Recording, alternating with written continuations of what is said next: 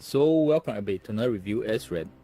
Today we will talk about Osaka 1615 by Osprey Publishing and famous Japanese samurai historian Stephen Turnbull.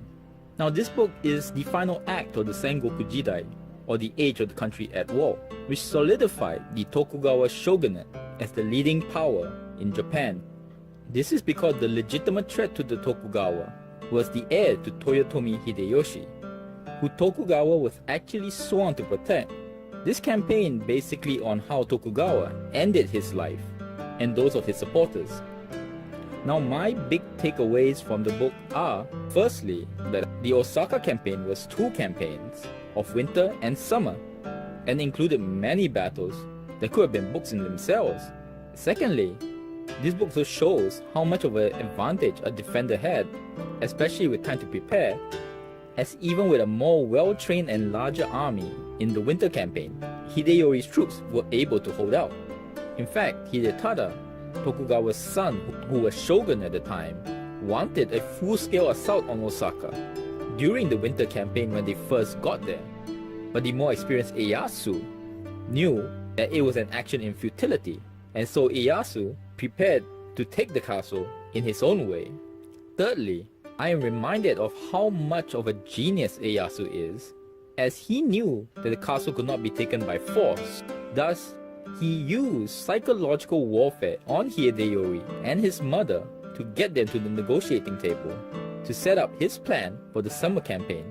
He did this by firing into their personal quarters at Osaka Castle with the few new European cannons he had. And lastly, the several great stories that Stephen Turnbull puts in the book.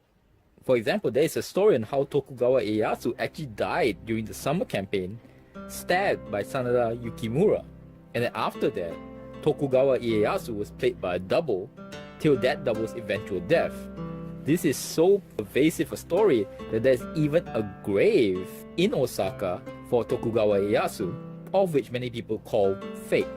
And last but not least, the unique way the Japanese castle foundations are built are so resilient that great earthquakes and even the atomic bomb at Hiroshima was not enough to destroy the foundations of a Japanese castle.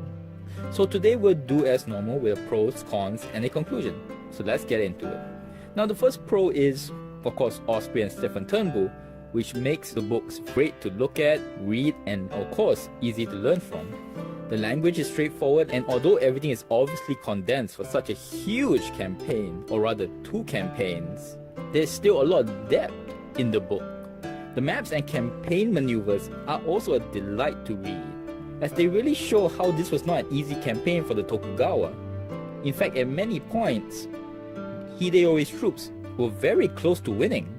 And of course, like I said before, there are many great little stories, like how Stephen Turnbull will point out on how Tokugawa Ieyasu would not use a shorter route through the Ekoma mountains due to the curse that anyone who used this pass would not win a battle, and he avoided this pass twice.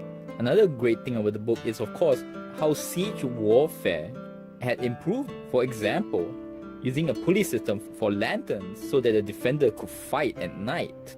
An interesting fact that for a country that at one point had more guns than any other country in Europe, there was not really any improvement for cannons. In fact, the big cannons in Osaka were basically larger versions of arquebuses, which were breech loaders. Now moving on to the cons, I would say is that there are a lot of names and details even in this condensed form. And if you really wanted to understand in detail the whole thing, it would take several reads.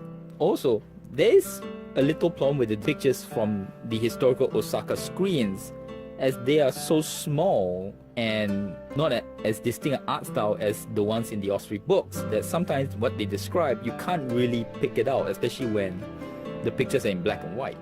So when they talk about certain commander, when you're looking at the picture, you can't really straight away see it. But in conclusion, I can say I really learned a lot from this book and I truly enjoyed reading it. In fact, it was very much worth the 2 trips I had to make to get this book from the library.